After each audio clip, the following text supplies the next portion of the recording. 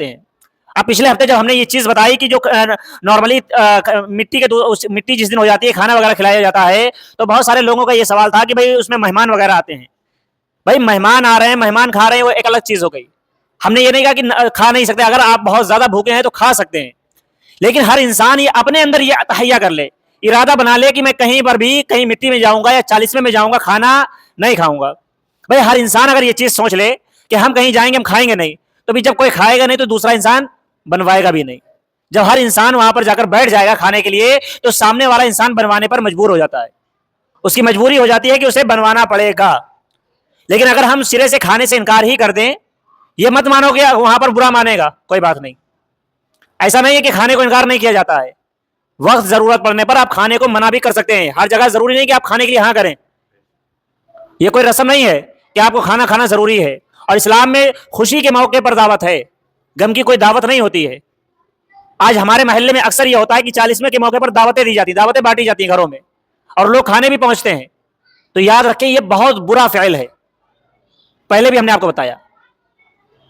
اگر آپ بھوکے ہیں, اگر آپ کہیں پر گئے ہیں, کہیں مٹی میں گئے, کہیں جنازے میں گئے ہیں, آپ کو بہت ہی زیادہ بھوک اگر لگی ہے, تب آپ وہاں پر کھا سکتے ہیں, اجازت ہے, منع نہیں, حرام نہیں, ہم نے پہلے بھی آپ کو بتا دیا تھا. لیکن اگر آپ صاحب استطاعت ہیں اور آپ کو معلوم ہے کہ آس پاس کھانا آپ کو مل سکتا ہے, پھر آپ نہ کھائیں وہاں, پھر آپ کے لیے وہ کھانا کھانا جائز نہیں ہوگا.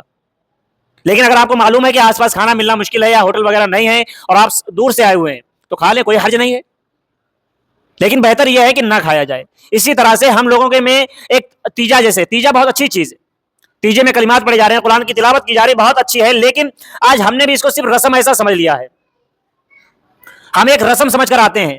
ہم یہ سوچ کر ہمارے یہاں, کیونکہ اللہ تعالیٰ نے, حضور صلی اللہ علیہ وسلم کا فرمان ہے, انما الاعمال بالنیات, عمل کا دار و مدار نیتوں پر ہوتا ہے. اگر آپ کی نیت ہوگی تبھی اس کا ثواب میت کو ملے گا, ورنہ آپ کا ثواب اس تک نہیں پہنچے گا. بھائی ظاہر سی بات ہے, جب آپ کی نیت ہی نہیں ہے, ایصال ثواب کی نیت ہی نہیں ہے کہ کسی کے لیے ہم کچھ پڑھنے جا رہے ہیں اس کو ثواب پہنچ جائے, تو پھر دوسرے کو ثواب بھلا کیسے پہنچے گا؟ جب اس کا ثواب آپ کو ہی نہیں ملے گا تو دوسرے کو کہاں سے ملے گا؟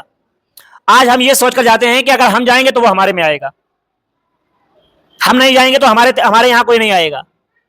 تو بھائی یہاں پر یہ ولیمہ یا بارات نہیں چل رہی جو بدلہ کرنا ہے. اگر آپ کسی کے جنازے میں شامل ہو رہے ہیں تو ثواب کی نیت سے شامل ہوں, اس نیت سے شامل ہوں کہ اس کے لیے دعائے مغفرت کریں گے.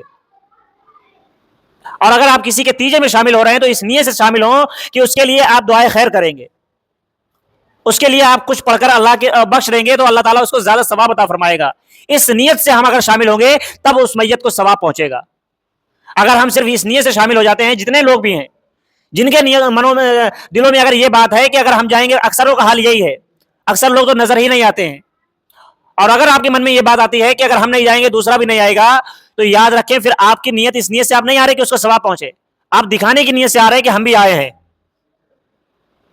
اب حضور صلی اللہ علیہ وسلم نے بہت ساری چیزیں ایسی بیان فرما دی, ہمیں بتا دی ہیں کہ ہم یہ چیزیں کر سکتے ہیں.